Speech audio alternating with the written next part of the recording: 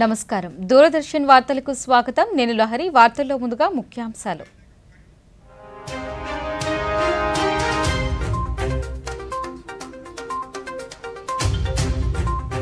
భారత్ లో పర్యటిస్తున్న వియత్నాం ప్రధాని ఫామ్ మిన్ చిన్ ప్రధాని మోదీతో భేటీ పలు ద్వైపాక్షిక అంశాలపై చర్చ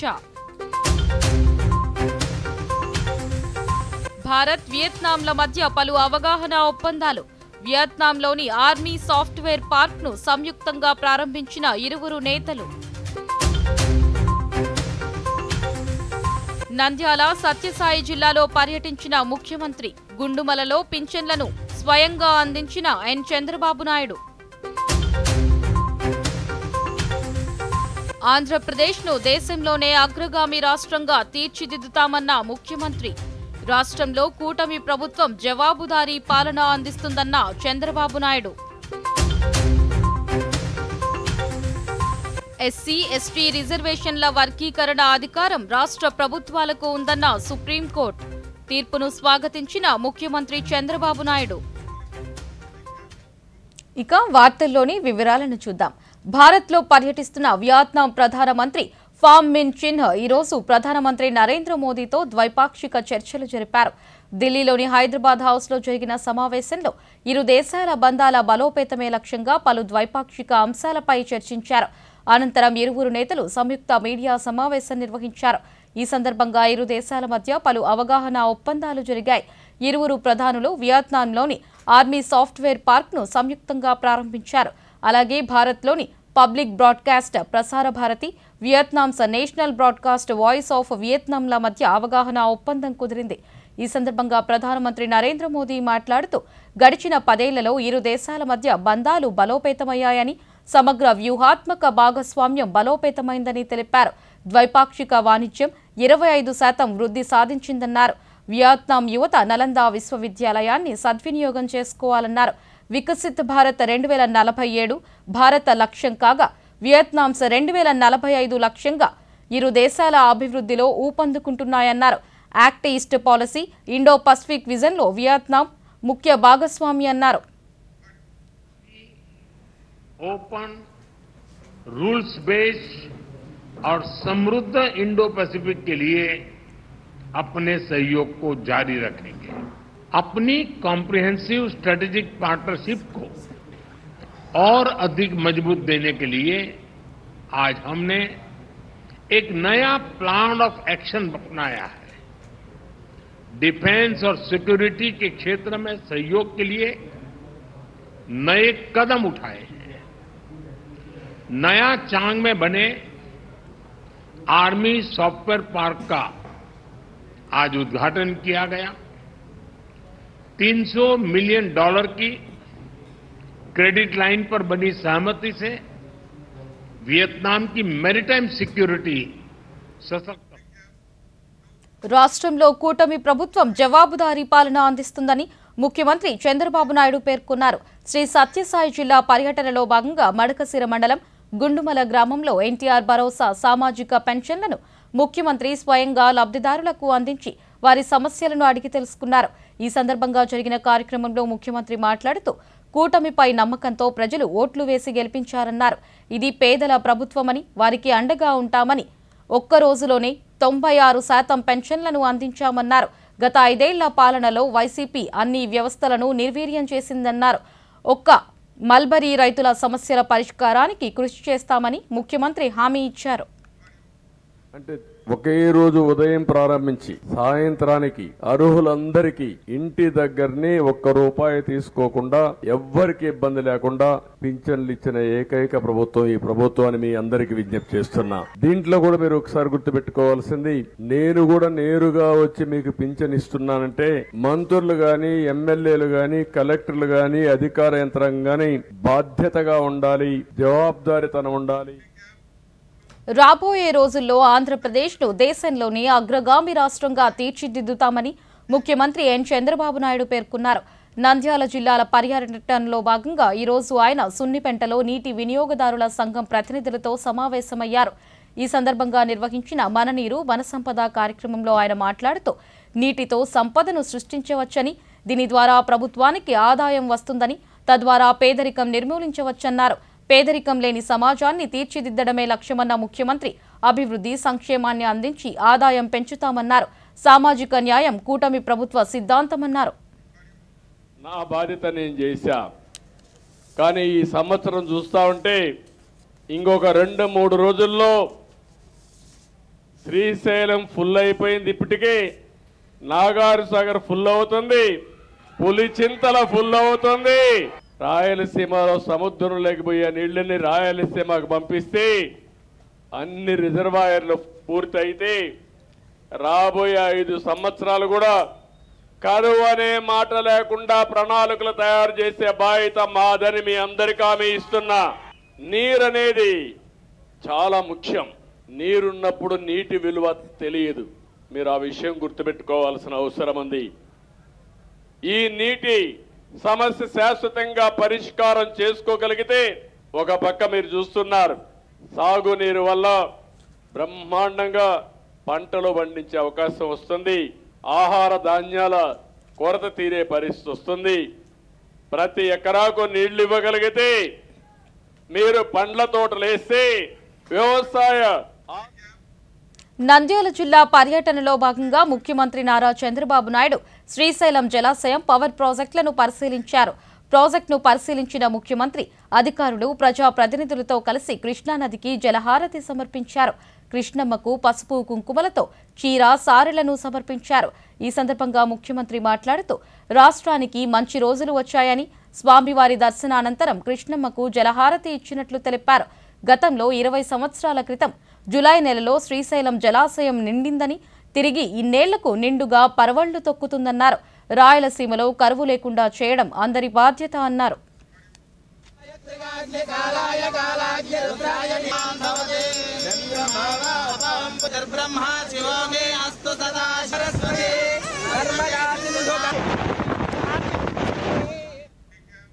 ఆంధ్రప్రదేశ్ ముఖ్యమంత్రి ఎన్ చంద్రబాబు నాయుడు ఈరోజు నంద్యాల శ్రీ సత్యసాయి జిల్లాలో పర్యటించారు. తొలుత ఆయన శ్రీశైల బ్రహ్మరాంబ మల్లికార్జున స్వామివార్లను దర్శించుకున్నారు. ఆలయానికి చేరుకున్న ముఖ్యమంత్రికి అధికారులు, అర్చకులు పూర్ణ కుంభంతో ఆలయ మర్యాదలతో స్వాగతం పలికారు. దర్శనానంతరం అధికారులు తీర్థ ప్రసాదాలు అందించగా పండితులు వేద ఆశీర్వచనాలు అందించారు.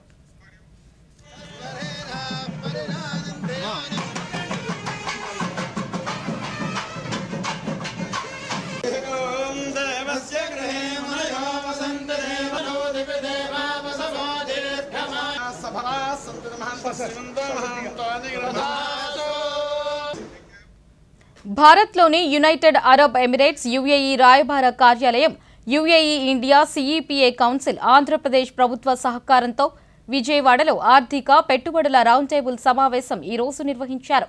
ఈ కార్యక్రమంలో భారత్లోని యునైటెడ్ అరబ్ ఎమిరేట్స్ రాయబారి his excellency doctor Abdul Nasser Alshaali పాల్గొన్నారు. అలాగే ఆంధ్రప్రదేశ్ పరిశ్రమలు, వాణిజ్య శాఖ మంత్రి టీజీ భరత్ హాజరయ్యారు. ఈ సమావేశంలో అమెరికాకు చెందిన పలు కంపెనీల ప్రతినిధులు హాజరయ్యారు. ఆంధ్రప్రదేశ్ నుంచి 50 మంది సీనియర్ ప్రభుత్వ అధికారులు, పలు కంపెనీల ప్రతినిధులు పాల్గొన్నారు. Very pragmatic person, very serious about moving things and getting the job done in terms of further developing Andhra Pradesh and making its economic contribution to India and to the world much larger than what it is right now. We discussed different opportunities. We discussed better connectivity in terms of aviation for the state. We discussed other kinds of projects that we'll be very keen into developing, such as real estate, hospitality, logistics, food processing, and other key sectors in collaboration and in cooperation with His Excellency here. And I'm sure that this is only the first step in the beginning to many great investment opportunities and business opportunities between the state and the UAE, and in making sure that Andhra Pradesh, in terms of its exports and its trade relationship with the UAE, is just going to go further and stronger from here onwards. Mana ambassador gartho ee roju oka small meeting కొంతమంది ఆయన business delegates Dubai నుంచి రావడం జరిగింది. మన ఆంధ్రప్రదేశ్లో ఉండే business community, ఇండస్ట్రీస్లో వాళ్ళు రావడం జరిగింది. ఒక మీటింగ్ ఏర్పాటు చేయడం జరిగింది మన ఈడీబీ నుంచి. మిగతా డీపీ వరల్డ్ అని ఇప్పుడు ఈరోజు వాళ్ళు కొద్ది ప్రెజెంటేషన్స్ ఇచ్చారు.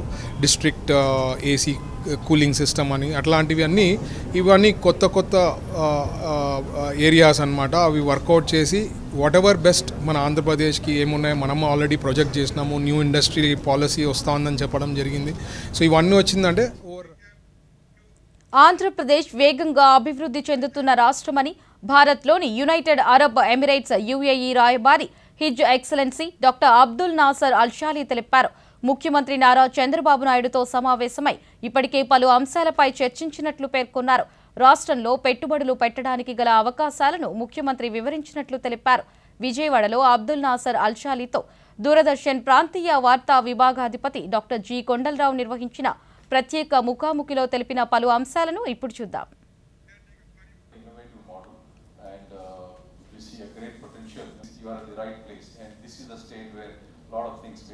Operate the Indian subsidiary setting up for the secretary to consider, like for setting up an exclusive port base, establishing some reliable organic agri in the state, and I see great possibilities. And look, you spoke about industry as a great offer. I think probably Andhra Pradesh is a historic place. Andhra Pradesh has a vibrant history and culture. During your maiden visit, how do you find Andhra Pradesh? As you may know already, this is my second visit to Andhra Pradesh. I came almost a year ago and I explored a couple of places here in the state. I visited the temple and I visited the mosque, and I was very impressed with the diversity that the state has to offer. I'm also very aware about the history of Andhra Pradesh. I have read extensively about it, and I know how the state came to being from independence and how it developed from that time onwards. I'm very excited to be here. I got even more excited and more positive after my meeting with the Chief Minister yesterday, and I honestly am looking forward to everything that we can do together as the United Arab Emirates and the state of Andhra Pradesh. Can you please explain behind your visit to Andhra Pradesh? Well, we come with very serious investment and business intentions. We have a sizable delegation from the UAE, all of whom are very interested and very keen to look at opportunities or to continue with the previous opportunities which they have started investing in or developing as a business idea before 2019. I had a very positive meeting yesterday with the Honorable Chief Minister, and I'm quite confident that we can do so many great things here with his support and with his government support. How is Andhra Pradesh critical between the bilateral relations Andhra Pradesh and UAE, in your words? Well, today Andhra Pradesh is among the fastest growing states from an economic point of view among all Indian states. However, it ranks 11th when it comes to its bilateral trade with the UAE, and this is something that the Honorable Chief Minister and myself would like to change and to transform so that Andhra Pradesh will become one of the key states driving non-oil bilateral trade between the United Arab Emirates and India. How do you find the comprehensive economic trade between the two places, UAE and Andhra Pradesh? It has grown as part of the Comprehensive Economic Partnership Agreement since it was implemented, and that bilateral trade has grown by more than 15%. I do not think, however, that this has been reflected as it should on the bilateral trade between the state of Andhra Pradesh and the United Arab Emirates, and this is what we are very keen on changing. Yes, the growth has taken place, but it did not reach its full potential, and this will be changed over the coming years. Polavaram project పూర్తి చేస్తే బహుళార్థక ప్రయోజనాలు చేకూరుతాయని రాష్ట్ర నీటిపారుదల శాఖ మంత్రి నిమ్మల రామానాయుడు పేర్కొన్నారు. ఈరోజు ముఖ్యమంత్రి చంద్రబాబు నాయుడుతో పాటు శ్రీశైల పర్యటనలో పాల్గొన్న మంత్రి రామానాయుడు మీడియాతో మాట్లాడుతూ ఈ ప్రాజెక్టు నిర్మాణం ఆలస్యమయ్యే కొద్దీ వేల కోట్ల ప్రజాధనం వృధా అవుతుందన్నారు. రాష్ట్రాన్ని సస్యశ్యామలం చేయడంలో పోలవరం కీలకమని, ఎన్డీఏ కూటమి ప్రభుత్వం త్వరితగతిన పోలవరాన్ని పూర్తి చేసేందుకు కట్టుబడి ఉందని తెలిపారు. కోర్టుకు వెళ్ళినా కూడా ఆశ్చర్యం లేదన్నట్టుగా అతను మానసికమైనటువంటి పరిస్థితి ఉంది. ఏ రకంగా ఓటమి చెందాము, ఓటమికి కారణాలు ఏంటనేది ఆయన సమీక్ష చేసుకుని ప్రజల్లోకి వెళ్ళాలితే రేపు ప్రజలు నిర్ణయిస్తారు. మళ్ళీ భవిష్యత్తులో ప్రతిపక్ష హోదా ఇవ్వాలా, లేకపోతే ఇతన్ని శాశ్వతంగానే రాజకీయాలకి అనర్హుడు, ఆంధ్రప్రదేశ్ రాష్ట్రంలో ఇటువంటి వ్యక్తి ఉండడానికి తగడని ఏదైతే ప్రజలు తీర్పు ఇవ్వాలి తప్ప ఇట్లాగా న్యాయస్థానాల నుంచి కోరడం అనేది ఇప్పటివరకు భారతదేశ చరిత్రలో ఎక్కడ కూడా చూడనటువంటి పరిస్థితి, దుస్థితి. ఆంధ్రప్రదేశ్ రాష్ట్ర ప్రజలు భవిష్యత్తులో ఇటువంటి వ్యక్తి రాజకీయాల్లో ఉండడానికే అనర్హుడు అనేటువంటి విధంగా. వార్తల్లో చిన్న విరామం తీసుకుందాం. నీకు గట్టి ఇన్సెంటివ్ దొరికింది. ఏంటి ప్లాన్? గవర్నమెంట్ సెక్యూరిటీస్ లో ఇన్వెస్ట్మెంట్. బాగా సరిగ్గా అనుకుంటున్నారు. ఇప్పుడు గవర్నమెంట్ సెక్యూరిటీస్ లో ఇన్వెస్ట్ చేయడం సులువైపోయింది. కానీ ఎలా? ఆర్బీఐ రీటైల్ డైరెక్ట్ స్కీమ్ లో మీరు బ్రోకర్ లేకుండా ఇన్వెస్ట్ చేయవచ్చు. పైగా మీకు మీ పెట్టుబడిపై రిటర్న్స్ వస్తాయి. ఆర్బీఐ పోర్టల్లోకి వెళ్ళండి, ఉచితంగా అకౌంట్ తెరిచి మీ బ్యాంక్ ఖాతా నుంచి నేరుగా డబ్బు ఇన్వెస్ట్ చేయండి. సురక్షితం, సులభం. రిటైర్మెంట్ తర్వాత నేను ఇందులోనే ఇన్వెస్ట్ చేస్తా. మీరు చాలా బాగా చెప్పారు. ఆర్బీఐ అంటుంది, విషయాలు తెలుసుకోండి, జాగరూకంగా ఉండండి. వార్తలకు తిరిగి స్వాగతం. రాష్ట్ర వ్యాప్తంగా అన్ని మున్సిపాలిటీల్లో భవన నిర్మాణాల అనుమతులు సులభతరం చేసేందుకు తగిన చర్యలు చేపట్టినట్లు రాష్ట్ర పురపాలక పట్టణాభివృద్ధి శాఖ మంత్రి పి నారాయణ పేర్కొన్నారు. నెల్లూరు నగరపాలక సంస్థ కార్యాలయంలో పెండింగ్లో ఉన్న భవన నిర్మాణాల దరఖాస్తులపై స్పెషల్ డ్రైవ్ను మంత్రి ఈరోజు పర్యవేక్షించారు. ఈ సందర్భంగా ఆయన మీడియాతో మాట్లాడుతూ టౌన్ ప్లానింగ్కు సంబంధించి అనేక ఆరోపణలు రావడంతో టౌన్ ప్లానింగ్లో సమస్యలను పరిష్కరించేందుకు స్పెషల్ డ్రైవ్ చేపట్టామన్నారు. ప్రభుత్వంలో జరిగి నేను రావటం, దాని మీద యాక్చువల్గా ఎంతోమంది కూడా నాకు కంప్లైంట్ చేశారు. సార్ మా బిల్డింగ్ అప్రూవల్ లేట్ అవుతున్నాయి, మేము ఇబ్బంది పడుతున్నాం, మేము అన్నీ కట్టాము, అన్నీ క్లియర్ చేసాము, అయినా డిలే అవుతున్నాయంటే నేను యాక్చువల్గా కమిషనర్ గారికి ఫోన్ చేసి చెప్పాను, దీని మీద ఒక ప్రత్యేకమైన స్పెషల్ డ్రైవ్ మీరు చేయండి, నేను కూడా చేస్తానని. అయితే గత 4-5 రోజుల్లో మొత్తం 76 ఉన్నాయి పెండింగ్. ఆన్ ది స్పాట్ లీగల్గా కానీ రూల్స్ అండ్ రెగ్యులేషన్స్లో కానీ వాళ్ళు కట్టాల్సిన ట్యాక్సులు కట్టడం, డీవియేషన్స్ ఎటువంటి లేకుండా ఉంటే స్పాంటేనియస్గా చేయమని యాక్చువల్గా అధికారులకు ఆదేశించాను. నేను స్పాంటేనియస్గా కంప్లీట్ చేయమన్నాను. ఎస్సీ ఎస్టీ రిజర్వేషన్ల ఉపవర్గీకరణపై సుప్రీంకోర్టు ఈరోజు కీలక తీర్పు వెలువరించింది. విద్యా సంస్థల్లో ప్రవేశాలు, ప్రభుత్వ ఉద్యోగాల్లో ఎస్సీ ఎస్టీలకు కేటాయించిన రిజర్వేషన్లను ఉపవర్గీకరణ చేసే అధికారం రాష్ట్ర ప్రభుత్వాలకు ఉంటుందని అత్యున్నత న్యాయస్థానం స్పష్టం చేసింది. ఈ మేరకు 2004లో 5 సభ్యులు ఇచ్చిన తీర్పును తాజాగా విస్తృత ధర్మాసనం పక్కన పెట్టింది. 6-1 నిష్పత్తి మెజారిటీతో సీజేఐ జస్టిస్ డివై చంద్రచూడ్ నేతృత్వంలోని 7 సభ్యుల రాజ్యాంగ ధర్మాసనం నేడు తీర్పును వెలువరించింది. తాజా తీర్పును అనుసరించి ప్రభుత్వాలు దీనిపై తదుపరి మార్గదర్శకాలు రూపొందించుకోవాలని సూచించింది. ఎస్సీలు చాలా వెనుకబడిన వర్గాలుగా ఉన్నట్లు ధర్మాసనం అభిప్రాయపడింది. విద్యా, ఉద్యోగ అవకాశాల్లో రిజర్వేషన్ల కోసం వర్గీకరణ చేయాల్సిన ఆవశ్యకత ఎంతో ఉందని వ్యాఖ్యానించింది. కానీ దీన్ని రాజకీయపరమైన అంశంగా పరిగణించరాదని సూచించింది. ఈ మేరకు వర్గీకరణలో నిర్దిష్టమైన విధానాలను అనుసరించాలని స్పష్టం చేసింది. రాష్ట్రాలు ఉపవర్గీకరణ చేసేందుకు అనుమతి కల్పిస్తున్నట్లు స్పష్టం చేసింది. అణగారిన వర్గాల వారికి మరిన్ని ప్రయోజనాలు కల్పించేందుకు రిజర్వ్డ్ కేటగిరీలో రాష్ట్రాలు ఉపవర్గీకరణ చేసుకోవచ్చని కోర్టు వెల్లడించింది.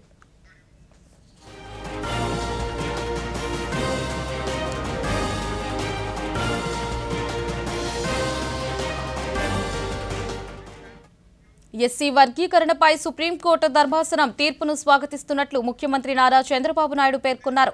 1996లో జస్టిస్ రామచంద్రరాజు కమిషన్ చేసే దేశంలో తొలిసారి ఎస్సీ వర్గీకరణపై ముందడుగు వేసిన పార్టీ తెలుగుదేశమని ముఖ్యమంత్రి పేర్కొన్నారు. అన్ని వర్గాలకు న్యాయం జరగాలని, సామాజిక న్యాయం గెలవాలి అనేది తెలుగుదేశం పార్టీ సిద్ధాంతమని పేర్కొన్నారు. అత్యంత నిరుపేదలకు ఫలాలు అందించేందుకు వర్గీకరణ ఉపయోగపడుతుందని, ఎస్సీలు ఐక్యంగా ఉండి అభివృద్ధి సాధించాలని, ఆర్థికంగా, సామాజికంగా వారి జీవితాల్లో వెలుగులు రావాలని ముఖ్యమంత్రి ఆకాంక్షించారు. తెలుగుదేశం పార్టీ సిద్ధాంతం ఒకరిని కాదు, అందరికీ న్యాయం జరగాలి.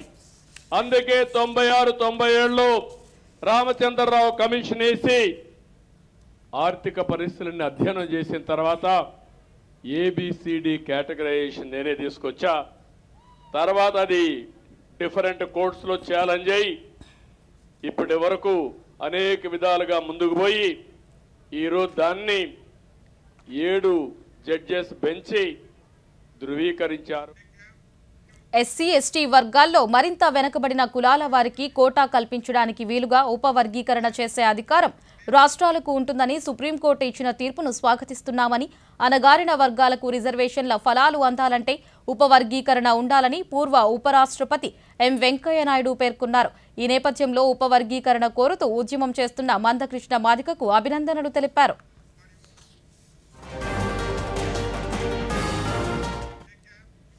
చింతలపూడి ఎత్తిపోతల పథకంను త్వరలో పూర్తి చేసేందుకు రాష్ట్ర ప్రభుత్వం కృషి చేస్తుందని సమాచార పౌర సంఘాలు అలాగే గృహ నిర్మాణం శాఖ మంత్రి కొలుసు పార్థసారథి తెలిపారు. ముసునూరు మండలం కాట్రేనిపాడు గ్రామంలో ఎన్టీఆర్ భరోసా పెన్షన్లను లబ్ధిదారులకు ఈ రోజు మంత్రి అందజేశారు. ఈ సందర్భంగా ఆయన మాట్లాడుతూ గత ప్రభుత్వం సాగునీటి ప్రాజెక్టులను పూర్తిగా నిర్వీర్యం చేసిందన్నారు. చింతలపూడి ఎత్తిపోతల పథకంతో నూసివీడు ప్రాంత రైతులు సాగునీటి సమస్యకు శాశ్వత పరిష్కారం అందిస్తామని తెలిపారు. వాళ్ళందరికీ కూడా తప్పకుండా ఇస్తాం. మొట్టమొదటి ఏంటంటే అధికారంలోకి రాగానే ఏదైతే మేము మాట ఇచ్చామో జూలై తారీఖుకి 7,000 ఇస్తామని చెప్పేసి అది ఇచ్చేసాం. 2 నెలలు కూడా 1వ తారీఖున ఇస్తున్నాం. కాబట్టి రాబోయే రోజుల్లో మీ దగ్గర నుంచి అప్లికేషన్ తీసుకుని తప్పకుండా వాళ్ళందరూ కూడా పెన్షన్ ఇస్తామని చెప్పేసి మనం చేస్తాము. చింతలపూడి ప్రాజెక్ట్ ఉండేది. చింతలపూడి ప్రాజెక్ట్ కనుక వచ్చినట్లయితే మన నూజివీడు బంగారం ఇంకా ఏ నియోజకవర్గం కూడా మనతో పోటీకి రాదని చెప్పేసి మనం చేస్తాను. మాకు ఉన్నాయి భూములు, బ్రహ్మాండమైన భూములు, దాంట్లో వరి పంట తప్పితే ఇంకో పంట వేయడం, లేదా చెరుకు వేసుకోవచ్చు, వేసాకాలం మినువులు వేసుకోవచ్చు. మన భూముల్లో ఏ పంట కావాలంటే ఆ పంట వేసుకునే భూదేవత మనకుంది. ఇక్కడ కావాల్సిందల్లా దానికి నీరు అందించాలి.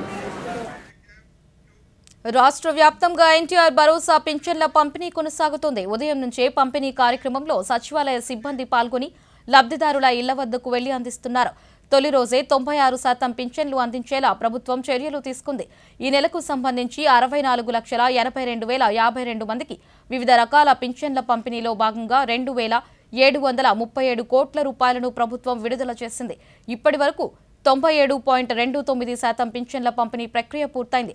దీంతో 63,06,530 మంది పింఛన్లు తీసుకున్నట్లయింది.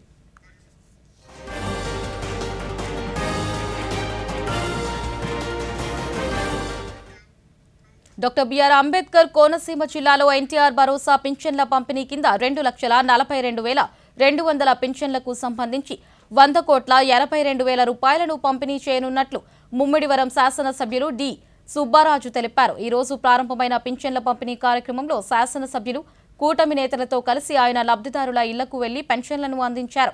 ఈ సందర్భంగా ఆయన మీడియాతో మాట్లాడుతూ హామీల అమలులో కూటమి ప్రభుత్వం ముందుందన్నారు. రాష్ట్ర వ్యాప్తంగా పెద్ద ఎత్తున పెన్షన్ పంపిణీ కార్యక్రమం మరి జగన్మోహన్ రెడ్డి గారు సాధ్యం కాదన్నది సచివాలయ స్టాఫ్ చేత 5 గంటల నుంచి 10 గంటల లోపే 90% పెన్షన్లు పూర్తి చేయడం జరిగింది. దాంట్లో భాగంగా ఈరోజు కాట్రేనికోన మండలంలో ఉన్న చేయారు గ్రామంలో మరి ఈరోజే పూర్తి అంగవైకల్యం ఉన్న వికలాంగులకి 15,000 రూపాయలు పెన్షన్ ఇవ్వడం వల్ల చాలా ఆనందం ఫీల్ అవుతుంది అతను. ఎందుకంటే పూర్తిగా బెడ్ రేటెడ్ అవ్వడం చాలా బాగా. కర్నూలు జిల్లా ఉరుకుందలో ఈ నెల 5వ తేదీ నుంచి సెప్టెంబర్ 3వ తేదీ వరకు జరిగే శ్రావణమాస ఉత్సవాల నేపథ్యంలో భక్తులకు అసౌకర్యం కలగకుండా అన్ని ఏర్పాట్లు చేస్తున్నామని ఆదోని సబ్ కలెక్టర్ శివనారాయణ శర్మ పేర్కొన్నారు. మంత్రాలయం నియోజకవర్గంలోని ఉరుకుంద గ్రామంలో అన్ని శాఖల అధికారులతో ఈ రోజు ఆయన సమావేశం నిర్వహించారు. అనంతరం సబ్ కలెక్టర్ దూరదర్శన్తో మాట్లాడుతూ ఈ ఉత్సవాలకు వివిధ ప్రాంతాల నుండి వచ్చే భక్తులకు అవసరమైన వసతులు, విద్యుత్, శానిటేషన్, పార్కింగ్, బ్యారికేడ్లు, బస్సు సౌకర్యాలు ఏర్పాట్లపై సమీక్షించినట్లు తెలిపారు. So during the Mondays of the Shravan month, around 2 lakh devotees visit this temple from Nandyala, Kurnool, Gadwal, Bellary and Raichur districts and other places. So for the convenience of the devotees, arrangements have been done keeping in mind the expected crowd. Special buses have been arranged from the neighboring districts. ఈ రోజు స్వాతంత్ర సమరయోధుడు బాలగంగాధర్ తిలక్ వర్ధంతి. భారత జాతీయోద్యమాన్ని కొత్త పుంతలు తొక్కించి భారతీయుల్లో ఉద్యమ స్ఫూర్తిని రగిలించిన లోకమాన్య బాలగంగాధర్ తిలక్కి స్వాతంత్ర్యోద్యమ చరిత్రలో సువర్ణాక్షరాలతో లిఖించదగ్గ ప్రత్యేక స్థానముంది. దేశవ్యాప్తంగా సామాన్య జనబాహుల్యంలోకి ఉద్యమాన్ని చేర్చిన లోకమాన్యుని వర్ధంతి సందర్భంగా పలువురు నివాళులు అర్పించారు.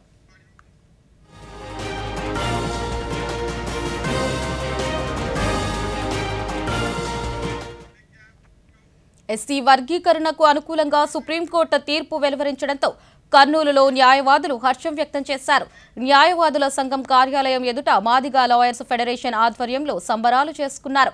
మందకృష్ణ మాదిగ కృషి వల్లే ఎస్సీ వర్గీకరణ సాధ్యమైందని వారు తెలిపారు. తెలపరుస్తున్నాం. ఏది ఏమైనప్పటికీ ఈ దేశంలో ఒక స్పష్టమైనటువంటి రాజ్యాంగ పరిధిలో ఉన్నటువంటి ఎవరైతే బలహీనులుగా గుర్తించబడినటువంటి కులాలు ఉండవో ఆ విషయంలో సామాజిక న్యాయం జరిగిందనే మా మాదిగల యొక్క అభ్యర్థన. మా అభ్యర్థను గత 30 సంవత్సరాలుగా కోర్టును ఆశ్రయించి మరి వేచి చూచి ఉత్తర భారతదేశంలో దక్షిణ భారతదేశంలో మందకృష్ణ గారి నాయకత్వం న్యాయ వ్యవస్థలో ఉన్నటువంటి సామాజిక న్యాయం ఒక కీలక అంశాన్ని ఈరోజు సుప్రీంకోర్టు వారికి తీసుకుపోయిన విషయం ఈరోజు తీర్పు మాకు అనుకూలంగా రావడము, అలాగే రాష్ట్ర ప్రభుత్వాలకి డైరెక్షన్ ఇవ్వడము మాకు చాలా అభినందనం. ఏది ఏమైనప్పటికీ భౌగోళికంగా మరి క్షుణ్ణంగా భారతదేశంలో లౌకిక బాధము అనే అంశములు ఇమిడి ఉన్నటువంటి వివిధ బలహీన వర్గాలకు సంబంధించినంత వరకు దామాష ప్రకారంగా మాదిగలు భారతదేశంలో ఎక్కడైతే ఉన్నారో ఆ విధంగా దామాష ప్రకారంగా రిజర్వేషన్ అందియాలనేసే మందకృష్ణ గారి నాయకత్వం యొక్క మంచి ఆలోచన. మాదిగలు ఊవెత్తున ఎన్నో పోరాటాలు చేస్తే ఈరోజు సుప్రీంకోర్టులో 7 మంది ధర్మాసనంతో కూడుకున్నటువంటి జడ్జిమెంటును ఈరోజు చరిత్రలో ఒక నిలిచిపోయింది. మాదిగలు సుదీర్ఘమైన పోరాటంలో సాధించిన ఫలితమే ఈరోజు సుప్రీంకోర్టు యొక్క ఫలితాలు. ఈరోజు జనాభా నిష్పత్తి ప్రకారంగా ఈ ఉమ్మడి ఉన్నటువంటి రాష్ట్రంలో వివిధ కులాలు 59 కులాలు ఉన్నటువంటి తెలంగాణలో యంగ్ ఇండియా స్కిల్ యూనివర్సిటీ ఏర్పాటుకు తొలి అడుగు పడింది. రంగారెడ్డి జిల్లా మీర్ఖాన్ పేటలో స్కిల్ యూనివర్సిటీకి తెలంగాణ ముఖ్యమంత్రి రేవంత్ రెడ్డి, డిప్యూటీ ముఖ్యమంత్రి బట్టి విక్రమార్క, స్పీకర్ గడ్డం ప్రసాద్ కుమార్తో కలిసి ఈరోజు శంకుస్థాపన చేశారు. తెలంగాణ రాష్ట్ర ప్రభుత్వం ప్రతిష్టాత్మకంగా 57 ఎకరాలలో నిర్మించ తలపెట్టిన ఈ యూనివర్సిటీని ప్రభుత్వ, ప్రైవేటు సంస్థల భాగస్వామ్యంతో నిర్మించనున్నారు.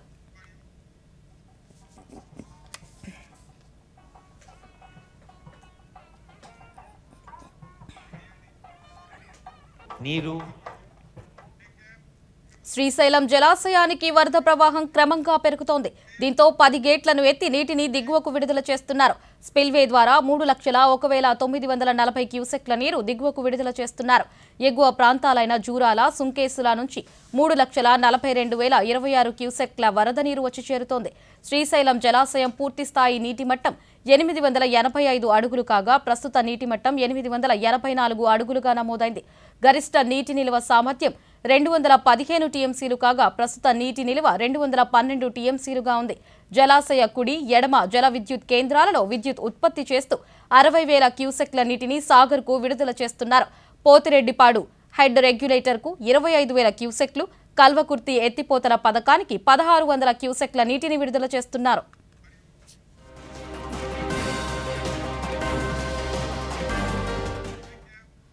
పారిస్ ఒలింపిక్స్ లో భారత్ కు మరో పతకం లభించింది. యువ షూటర్ స్వప్నిల్ కౌశల్ సత్తా చాటారు. మెన్స్ 3 పొజిషన్ షూటింగ్ ఫైనల్లో 3వ స్థానంలో నిలిచాడు. దీంతో కాంస్య పతకం సొంతం చేసుకున్నాడు. తొలుత కాస్త నెమ్మదిగా ప్రారంభించిన స్వప్నిల్ కీలక సమయంలో పుంజుకున్నాడు. ఒక దశలో 4-5 స్థానాల మధ్య కొనసాగిన అతడు టాప్ 3లోకి వచ్చాక మాత్రం వెనక్కి తిరిగి చూడలేదు. చివరికి 451.4 పాయింట్లను సాధించి కాంస్యాన్ని అందుకున్నాడు. ఈ సందర్భంగా స్వప్నిల్ కౌశల్ కు ప్రధానమంత్రి నరేంద్ర మోదీ అభినందనలు తెలిపారు. ఈ విభాగంలో అత్యుత్తమ ప్రతిభను ప్రదర్శించారని సామాజిక మాధ్యమం ఎక్స్ వేదికగా పేర్కొన్నారు. అతని ఆట, ప్రదర్శన తీరు ప్రత్యేకమైందని, ఈ విభాగంలో పతకం సాధించిన తొలి భారతీయ అథ్లెట్ కౌశల్ అని పేర్కొన్నారు.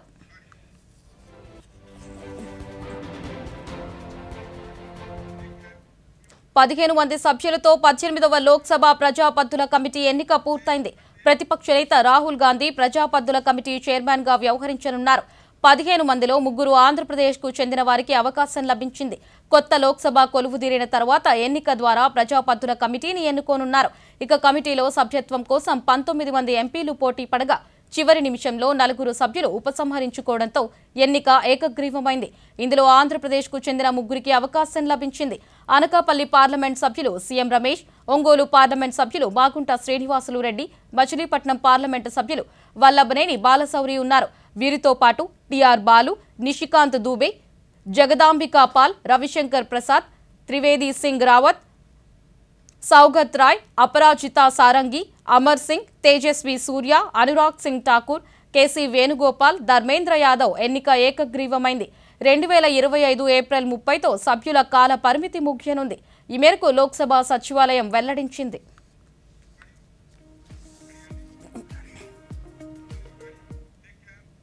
ఆగస్టు నెలలో దేశం మొత్తం మీద సగటు వర్షపాతం సాధారణంగా ఉండే అవకాశం ఉందని భారత వాతావరణ శాఖ వెల్లడించినట్లు రాష్ట్ర విపత్తుల నిర్వహణ సంస్థ వెల్లడించింది. ఆగస్టు నుండి సెప్టెంబర్ వరకు దేశం మొత్తం మీద సగటు వర్షపాతం సాధారణం కంటే ఎక్కువగా ఉంటుందని ఆ సంస్థ వెల్లడించింది.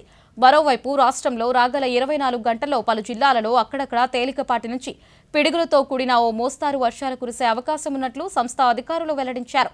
పార్వతీపురం, మన్యం, అల్లూరి సీతారామరాజు, కోనసీమ, తూర్పుగోదావరి, ఏలూరు, కృష్ణా, ఎన్టీఆర్, కర్నూలు, నంద్యాల, శ్రీ సత్యసాయి, వైఎస్ఆర్, అన్నమయ్య, చిత్తూరు, తిరుపతి జిల్లాలలో అక్కడక్కడ పిడుగులతో కూడిన తేలికపాటి నుంచి మోస్తారు వర్షాలు కురిసే అవకాశం ఉన్నట్లు తెలిపారు. అలాగే శ్రీకాకుళం, విజయనగరం, అనకాపల్లి, కాకినాడ, పశ్చిమ గోదావరి, గుంటూరు, బాపట్ల, పల్నాడు, ప్రకాశం జిల్లాల్లో అక్కడక్కడ పిడుగులతో కూడిన తేలికపాటి వర్షాలు కురిసే అవకాశం ఉందని రాష్ట్ర విపత్తుల నిర్వహణ సంస్థ వెల్లడించింది. ఈ వార్తలు ఇంతటితో సమాప్తం. నమస్కారం.